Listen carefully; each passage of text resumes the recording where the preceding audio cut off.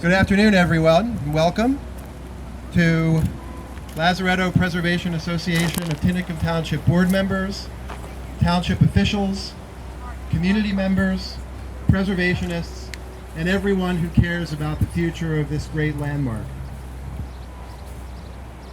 My name is Paul Steinke, and I have the honor of serving on the board of directors of the Lazaretto Preservation Association of Tinicum Township. I have to say this outfit was not made for this weather, so I'll try and make this quick. We're also very fortunate that it looks like the predicted thunderstorms are holding off, so we're very happy about that. Again, welcome to all of you, and thank you very much for coming out and helping us with this commemoration. We will have to pause for the airplane, so I'm going to pause for a moment.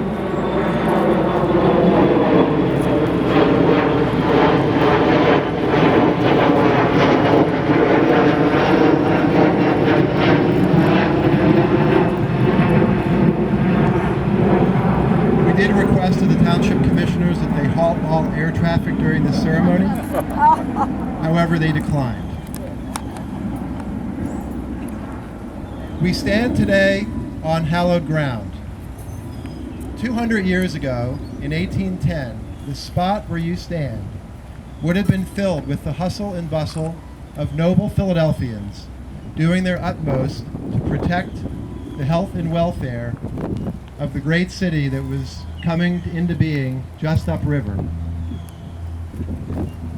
100 years ago, the ground we now occupy would have been filled with the happy sounds of citizens of a great and powerful metropolis, seeking recreation and refuge at an athletic club on the tranquil shores of this broad river. In the century since, this spot has known seaplanes, it has known boats and ships, and the growing admiration of local residents like you and preservationists like you. Today, in 2010, we gather at this very same spot, hallowed ground, to commemorate the important history of this site and to call attention to the need to find a new use to preserve this building and to preserve this grand site.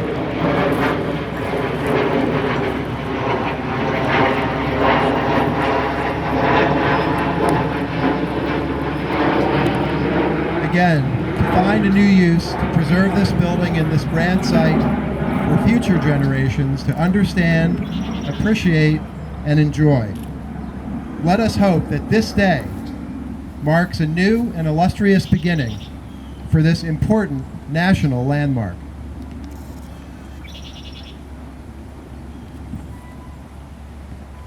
The Lazaretto Preservation Association of Tinicum Township, or LPAT as we like to call it, has been formed to work side by side with the people of this community, local government, preservationists, and other interested parties to ensure the preservation and adaptive reuse of this hidden gem. We need your help. We need your ideas, your investment of time, and yes, the investment of your financial resources to help us achieve this goal.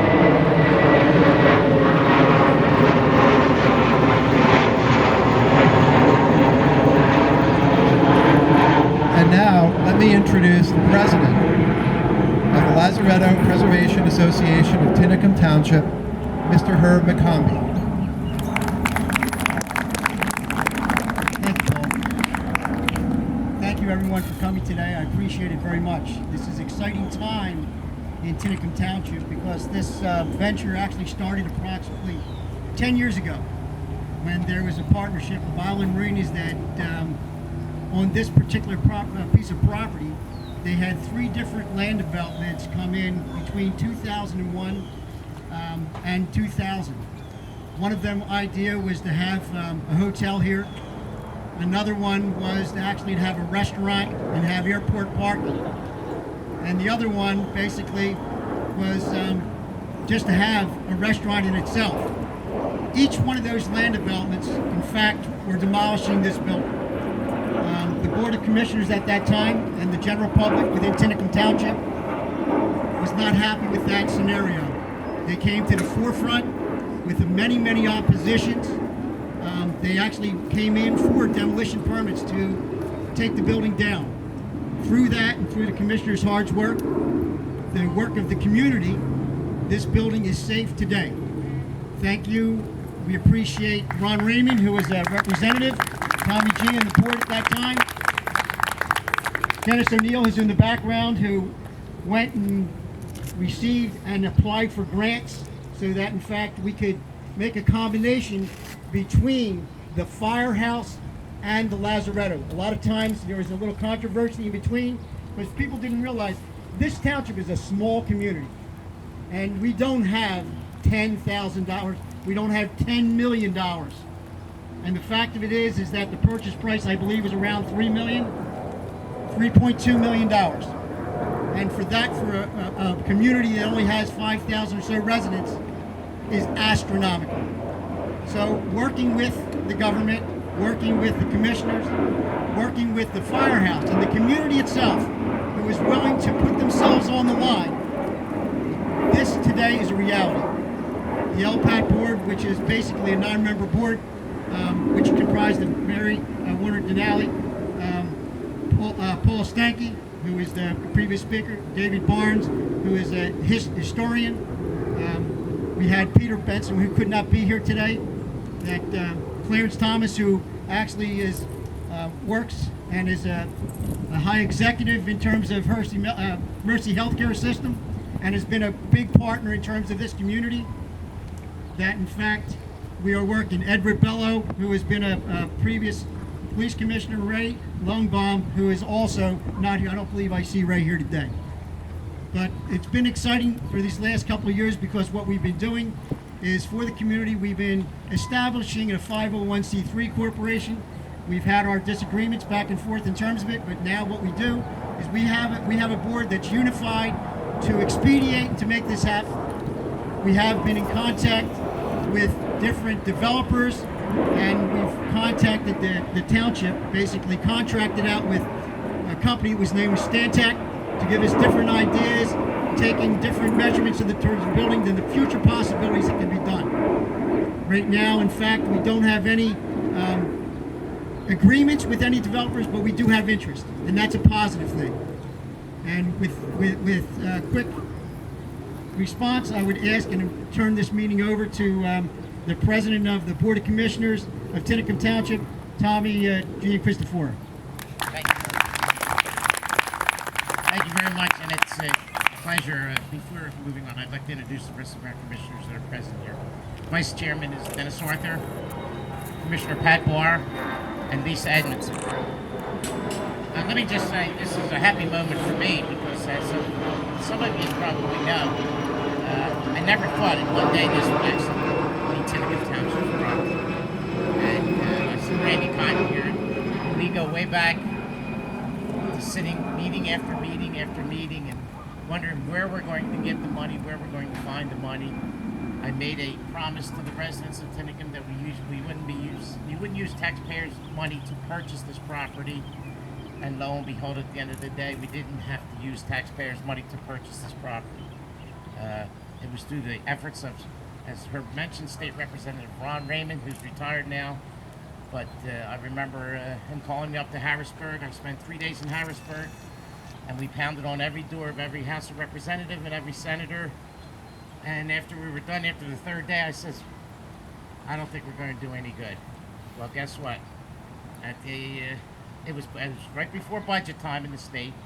I believe it was Ed Rendell's first year of office. And Ed Rendell needed his budget passed. And through the efforts of Ron Raymond, Senator Erickson, and Rendell acknowledged and gave us the grant to purchase this property. So those individuals need a lot of credit. And Ron really worked hard on this. So, hey, it's a reality. We now have it in our town. We're proud of it. And I'm proud of the LPAC board. So, we've been waiting for this for a long time. So, congratulations. Thank you.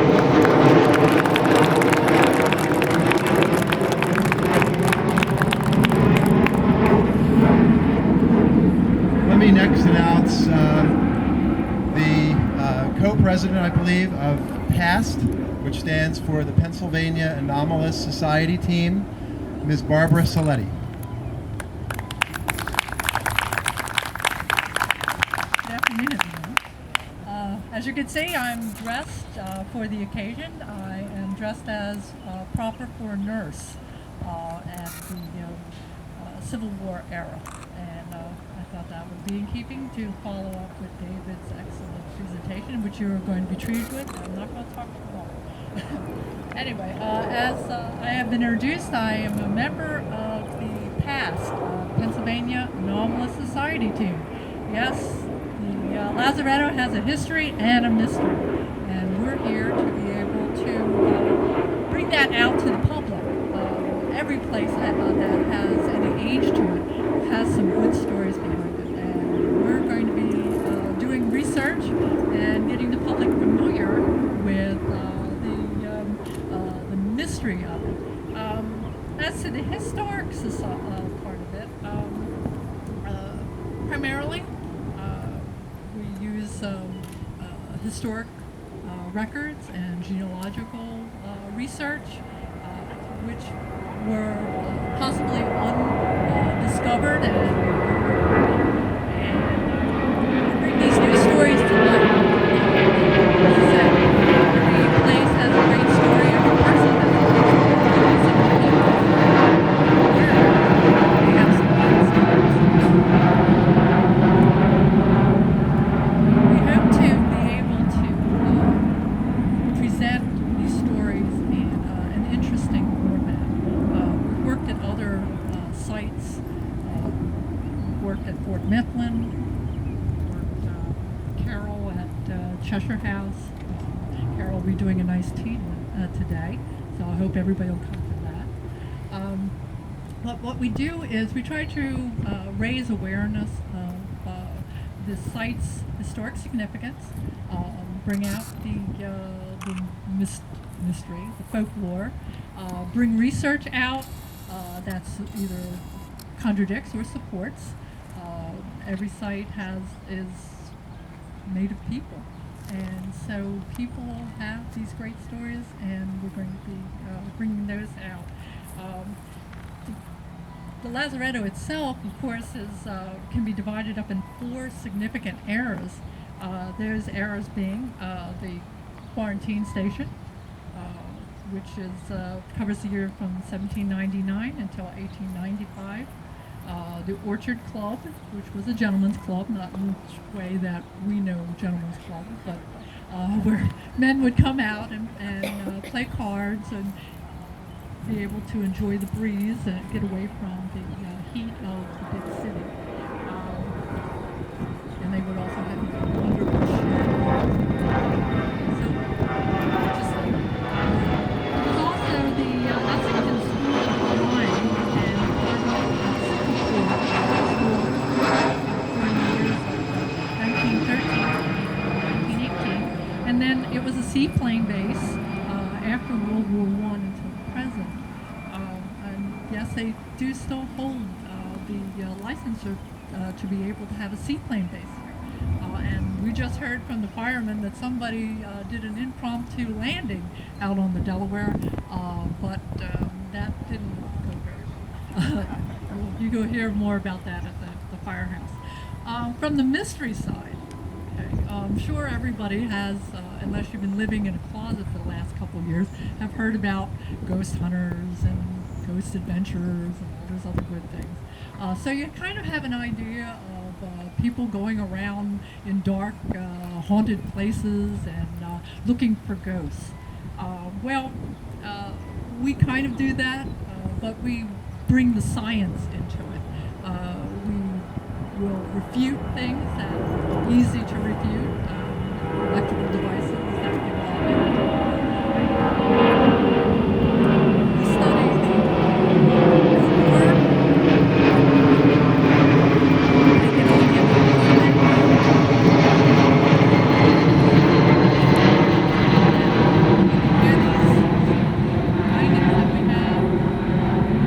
see if there's any historic support to them, and then at the end of all of our investigations, we'll put together a DVD. And And the idea behind the DVD is that we hope to bring people in because it's a curiosity. Right now it's a hot thing, okay? And anything that will make money for the Lazaretto, for its preservation, is what we're all about. We hope that people will be able to come and tour the building. Another part of what we do, of course, is reenactments, and we hope to be able to establish education that will also be able to show what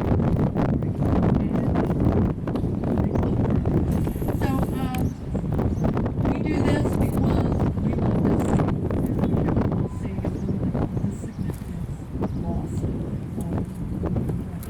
I fought for Fort Mifflin, continue to do that. There's some other sites that we're involved with, but it's all about you. You have to love this place as much as we come to love this place. And you got to want to see it remain. So tell your friends, come on out, take a look at the Lazaretto. She's a beauty.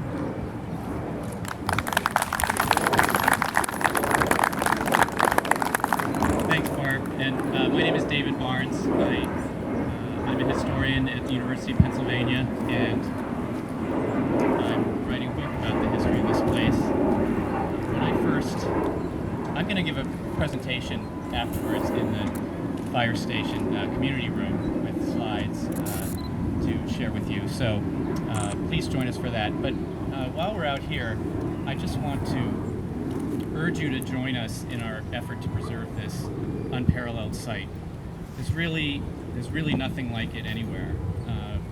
When I first saw this place, I was not a lifetime Tinicum resident or booster of Philadelphia or local history, but a historian of medicine and historian of public health interested in the big picture, international picture of history of public health.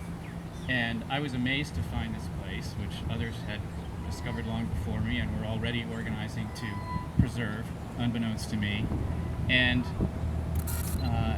I can tell you that there is literally nothing like this place anywhere. This is the oldest surviving quarantine facility in North America, by far. It is the sixth oldest, by my calculation, the sixth oldest surviving quarantine facility in the world. This is a site of international historical significance. Forget Philadelphia, forget United States. This is a place of international historic significance. I'm a big fan of Ellis Island and other historic sites, but honestly, in terms of rarity, historic significance, this is absolutely unparalleled. When I tell colleagues who teach and write and work elsewhere throughout the world about this place, they're amazed that it still exists. So more about the history later. Please join us for that presentation. And just as importantly, please join us in our effort to preserve this place. It's going to take a lot of time and effort on the part of a lot of people, and it's going to take, honestly, a lot of money too. So let's get started right now. While we're out here,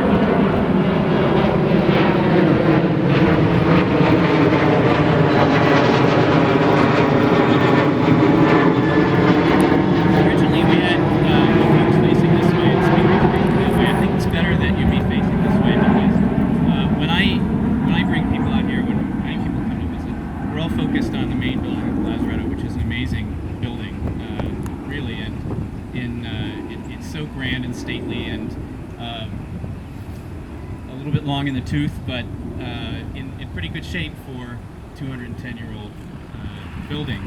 But if you're interested in the history of quarantine and the everyday drama of what went on here, it all happened out here, okay?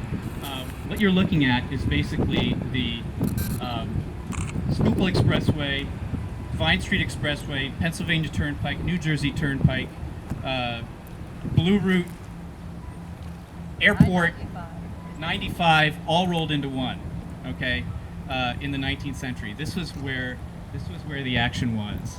And quarantine didn't happen for the most part. Patients were treated in this building. A lot did go on in the main building, but most of the action went on here. And one of the things I really love about this site is looking out on the riverfront here.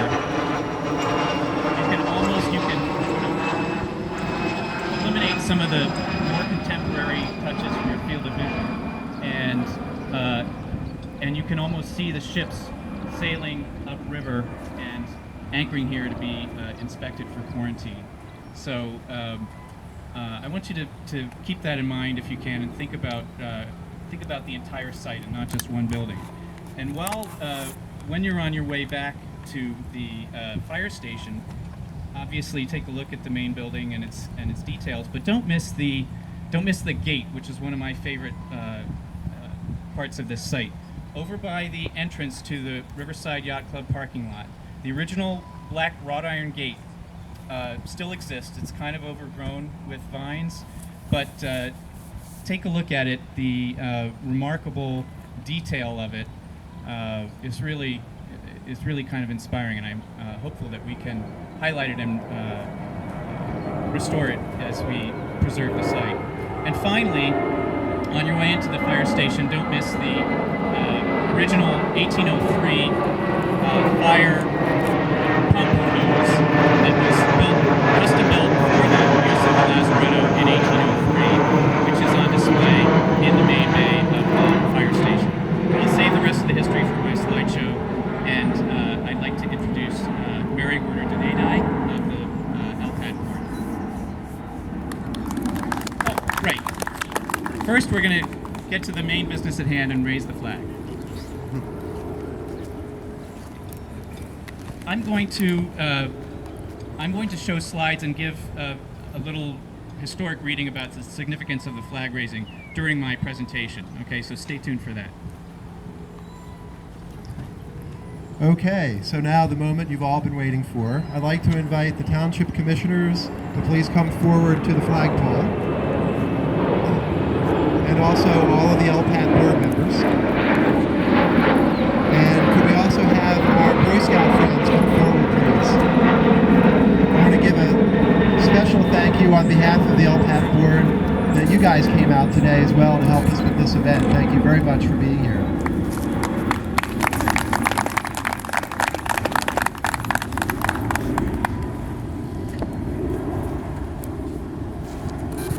Where's Ed? Ed's the only one that knows how this works.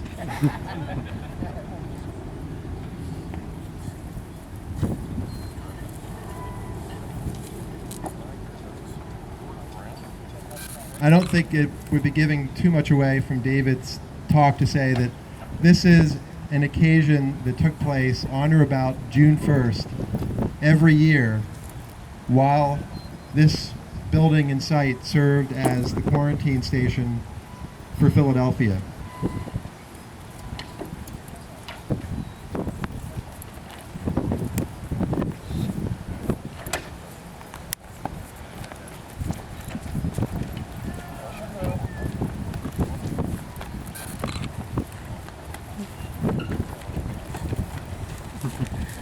This wasn't in the script.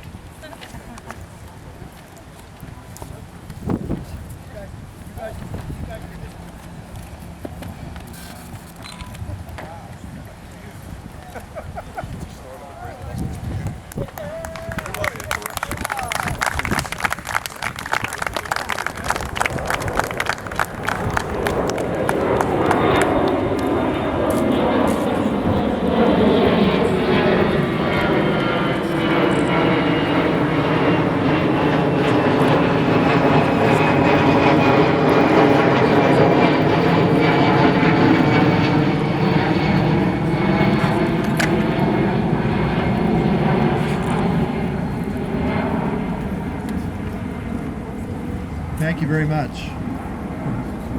It gives me great pleasure now to introduce one of my great friends and one of the great preservationists, not only of Philadelphia, but in the United States. A former trustee of the National Trust for Historic Preservation, a renowned preservation architect with projects to her credit all across the United States and the world.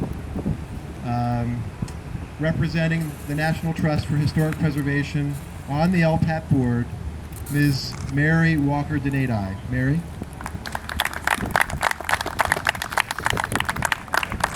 Thanks, Paul. As Paul mentioned, I'm a preservation architect, and that's been my primary contribution to being on this board. what we are doing, Herb brought you up to date on the past efforts here. We are currently looking at various scenarios which would make this site viable. We have approximately 5 acres. Besides the main building, the physician's residence, and some of the other outbuildings that still date from the original time and function here at Lazaretto. What we want to do is we want to find a reuse for this building that will, number one, bring in some income. Number two, will not violate the historic fabric or the historical layout of the building, and in fact preserve all the important significant features. We also want people to be working and staying here on the site.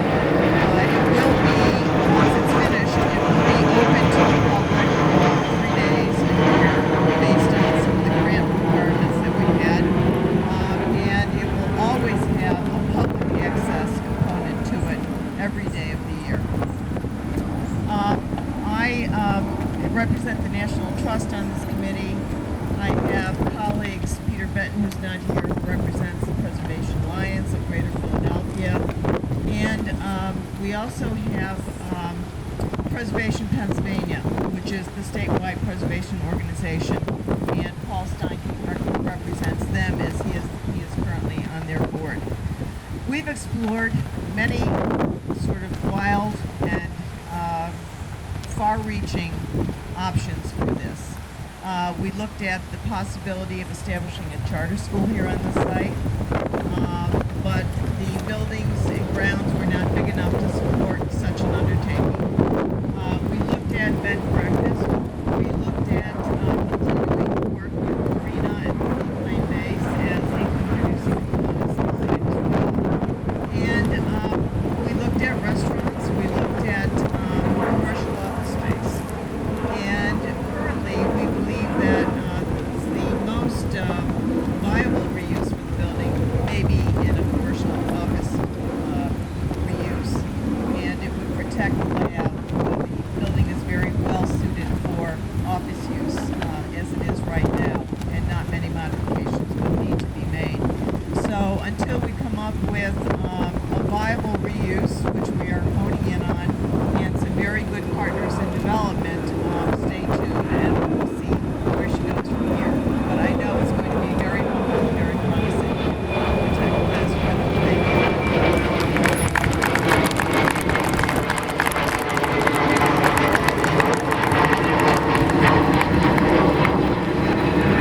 Well, that concludes this part of the program, but I urge you all to please stay and join us, as David indicated, for his talk, which will be in the community room of the fire station.